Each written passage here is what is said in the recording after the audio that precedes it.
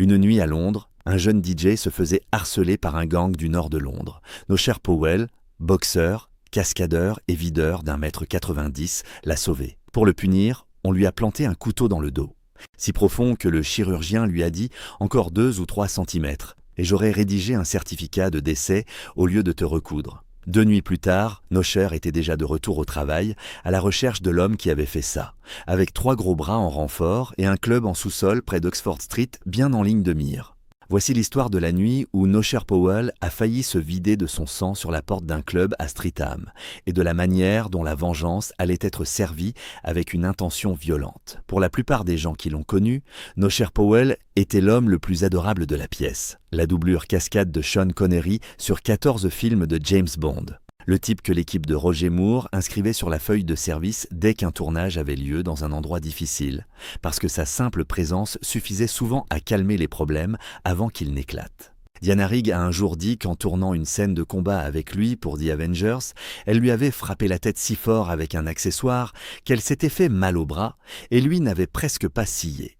Sammy Davis Jr., Dean Martin, Bing Crosby, Frank Sinatra Jr., toutes des légendes, et chacun d'eux a eu Nosher à ses côtés à un moment ou à un autre, et tous l'adoraient. Ça, c'était la version publique. Grand, chaleureux, drôle, rassurant. Mais bien avant qu'un réalisateur mette son nom sur une feuille de service, Nosher Powell gagnait sa vie autrement, sur les portes des clubs de Londres où le charme n'était pas la qualité principale. Il avait boxé en professionnel pendant plus de 10 ans, environ 66 combats, sans jamais être mis KO une seule fois. Il avait sparé avec Joe Louis, avec Sugar Ray Robinson, puis plus tard avec un jeune Muhammad Ali. Quand la boxe a ralenti, lui n'a pas ralenti. Il s'est simplement tourné vers la sécurité, travaillant aux portes et protégeant les gens dans un Londres où ce n'étaient pas les policiers qui maintenaient l'ordre dans les boîtes de nuit. C'étaient les hommes de la porte. Le même homme qui rassurait les réalisateurs de James Bond sur les plateaux était, quelques années plus tôt, celui que les clubs engageaient précisément parce qu'il était capable de gérer les hommes les plus dangereux de Londres. Pendant des années, le monde de Nosher, c'était Issos, un restaurant-club réputé du West End tenu par Jack Izzo. C'était à peu près aussi calme que le travail de videur pouvait l'être. 5 ans là-bas, et d'après lui, la pire chose qui avait touché sa santé, c'était la fumée de cigarettes dans l'air, pas la clientèle.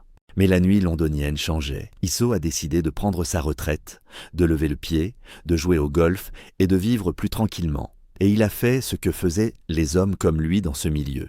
Il a fait circuler le mot et a trouvé à Nosher un nouveau poste au Peacock Club de Streatham, tenu par une vieille connaissance appelée Peter Chapman. Sous Chapman, le Peacock avait été un endroit civilisé, avec un groupe en live, des soirées cabaret, le genre de club où l'on pouvait tenir une conversation malgré la musique, puis son fils a repris l'affaire et tout le caractère du lieu a changé.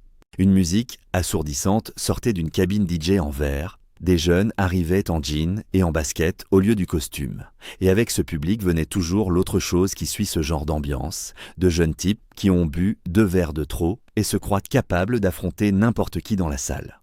Garder l'ordre dans un club comme celui-là voulait dire que Nosher n'était jamais loin des ennuis. Mais le DJ dans la cabine, un gamin brillant et sympathique qui se faisait appeler Guy Fawkes, faisait bien son boulot et plaisait beaucoup au public. Il n'avait aucune idée que cette popularité lui avait créé un ennemi ailleurs dans Londres.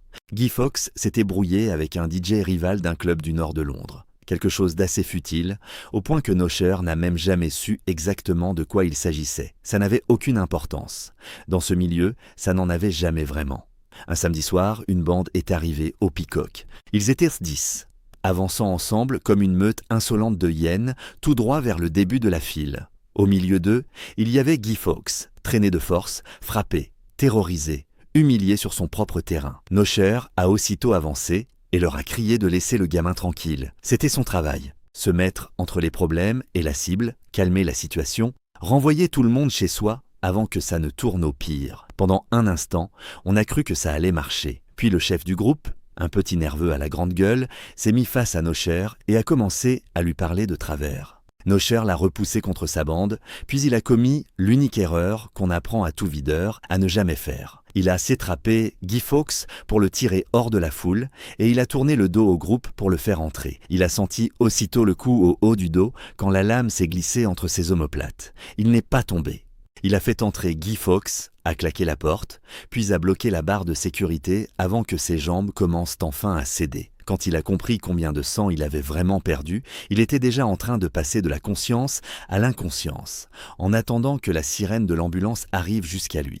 À l'hôpital Mayday de Norbury, un médecin a examiné la blessure et lui a dit franchement à quel point il avait eu de la chance. La lame avait glissé sur l'épaisseur des muscles de son dos au lieu d'atteindre quelque chose de vital. 6 points de suture, une nuit en observation, et Nocher est ressorti en vie. La première chose qu'il a faite, c'est découvrir exactement qui en était responsable. Guy Fawkes a fini par le dire, à contre-cœur, mais il l'a dit. Il devait bien ça à Nocher. Le DJ rival, surnommé Tête de Belette par tous ceux qui le connaissaient, travaillait dans un petit club en sous-sol près d'Oxford Street. Nocher n'a pas appelé la police. Il a appelé 3 copains à la place, des cascadeurs, de grands costauds, capables de se défendre, et il leur a donné une seule consigne. « Couvrez mes arrières ». Rien d'autre n'était nécessaire. Le vendredi soir, à 19h30, au moment où les portes ouvraient à peine, les 4 hommes sont descendus dans le sous-sol comme de simples clients. Tête de Belette était sur la petite scène, derrière ses platines. Quand il a levé les yeux et a vu Nocher déjà en train de traverser la salle vers lui, il n'y a pas eu de conversation. Ce qui a suivi n'était pas vraiment une bagarre, parce que Tête de Belette n'a jamais eu l'occasion d'en livrer une. Nocher lui a envoyé un énorme direct du droit. Si fort qu'il a été projeté en l'air avant de retomber en tas. Mais ce n'était pas fini pour lui. Toute l'installation du DJ a été réduite en morceaux par un Nocher fou de rage qui en a cassé une bonne partie sur la tête du DJ étendu au sol. Quand il a enfin lâché toute son énergie, il a refermé son énorme main autour de sa gorge, l'a tiré tout près de son visage et lui a dit clairement que, s'il le revoyait un jour, il ne repartirait jamais sur ses jambes. Les videurs du club avaient accouru vers le vacarme, mais les renforts de Nocher leur ont barré le passage en disant que c'était une affaire personnelle et qu'ils devaient rester à l'écart. Nocher est sorti du club la tête haute, avec encore les points de suture dans le dos, mais sa réputation restaurée. Dans le vieux Londres, la réputation était tout. Aucun tort ne pouvait rester sans réponse. Aucune arrestation n'a suivi, et cette bande n'est jamais revenue chercher la moindre revanche. Voilà la partie qu'on oublie facilement si l'on ne connaît de Nocher Powell que les génériques de films, les tournois de joutes ou les hommages chaleureux le décrivant comme un homme au cœur d'or et au rire tonitruant. Tout cela était vrai, mais ce n'était aussi que la moitié de la vérité.